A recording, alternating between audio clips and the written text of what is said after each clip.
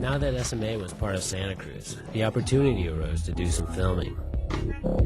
Natas' breakthrough first video part in Santa Cruz's Wheels of Fire finally gave everyone a chance to see him skate, and even hear his voice. This is me, going down the street. Oh, dirt. His ability to ollie at that time had far surpassed anyone else, and the part as a whole helped cement the new direction in which skateboarding was heading.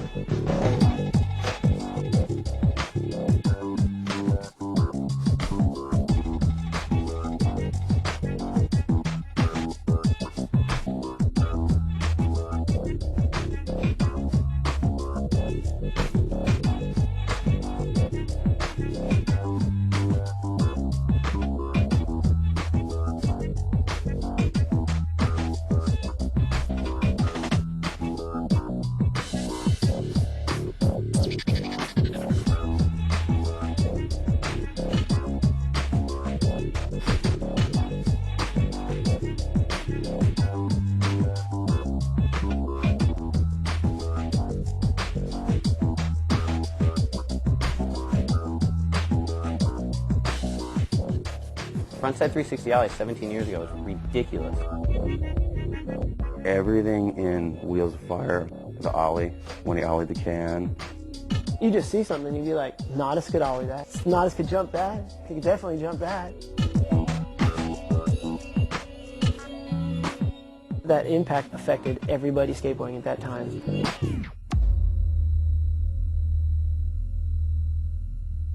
He was doing stuff that a lot of people wouldn't think of doing. Sliding dumpsters when, back in the day that was huge. It was like, what? Natas did this? Santa Cruz released Wheels of Fire in 1987, expecting its vert superstars, Rob Roskop and Christian Asoy, to create most of the hype. But as street skating began overtaking vert, Natas' strong video part surprised everyone by generating the most response. And people were complaining, like, oh, he's just a street skater and his board's selling that many. It was like a bizarro world compared to now. But as Natas was becoming a household name, Santa Cruz began getting calls from parents concerned over its spelling backwards. Natas Kaupas. What? What kind of name is that?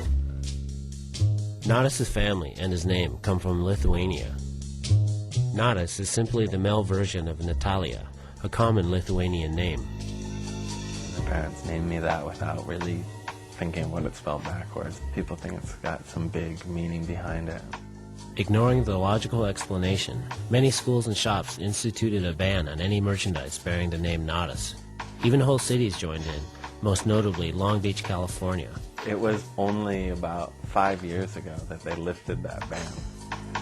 Despite the bans, kids couldn't get enough of Natas, and his name was everywhere. But fame often became a nuisance for the somewhat reserved skater, as he was constantly hounded by fans. He wasn't so much about the fame, so when kids would approach him, he kind of was like, hey, I'm just skating, leave me alone. I think kids would trip. If someone wanted to talk to me, yeah, we'd sit and talk, but I wouldn't want to sign autographs, I just wanted to skateboard, and that's what I like to do.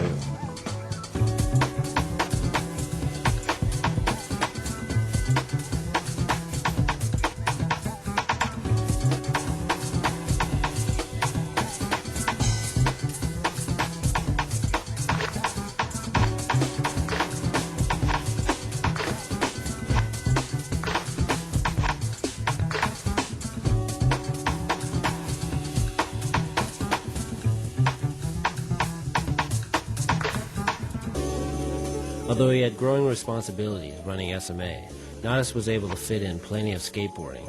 He and Mark Gonzalez continued to influence and push each other as they created the building blocks for modern skating. The next big challenge for the two leaders was something most street skaters hadn't even dreamt of at the time.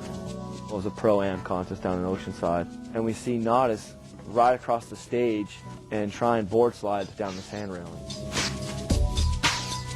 He didn't make it, but we couldn't believe it. We hadn't heard about this. We had never seen this. We had no idea that anyone even thought like this. We all just stopped dead in our tracks and went, oh my God. Mark and I were like almost the only people who could talk that language. You'd go skating with other people and they're like, you're kind of more showing everyone else what you're doing. We were doing rail slides on higher and higher things. Like, the natural thing was to take it to hand up. I would say the Federal Building was like the first legitimate handrail that we both did. He was a spur-of-the-moment type of individual who would just like, there it is, try it, you know. He was always sort of one step ahead of all of us.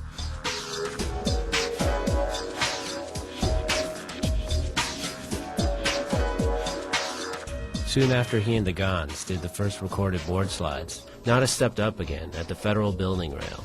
They were the first guys that I ever saw do a 50-50 on a rail. It's like soft aluminum, those rails are. I think it had copers on them too.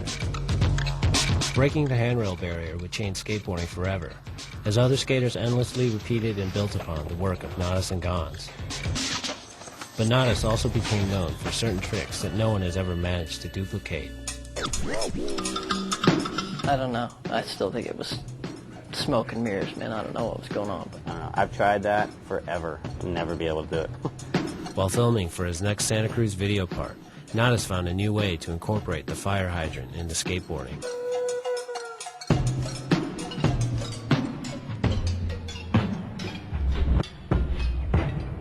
Natas could twirl around on a fire hydrant. That's the greatest contribution to skateboarding, I think.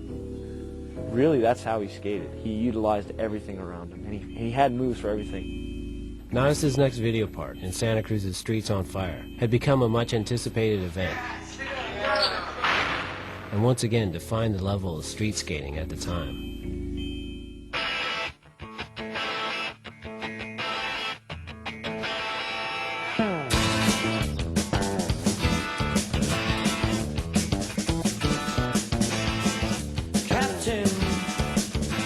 There are doubts regarding your ability to lead them. The men lead them. There are doubts in your ability. There's too many blinds.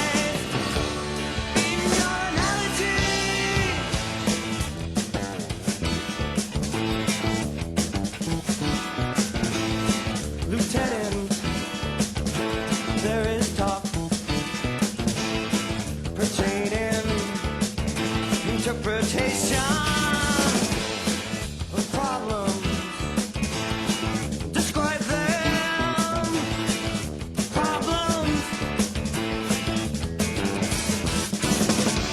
There are doubts in your ability.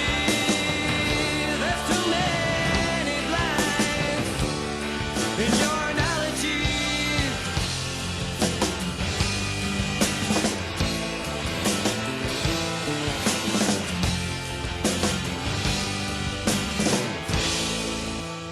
When I really got into Natas was watching those videos, and it was everything, you know, Natas. I had to be Natas, everything. Trying to just emulate every single thing, like, you know, trying to get the haircut. Like, everyone was doing, like, the Tony Hawk haircut. We were trying to do the Natas haircut.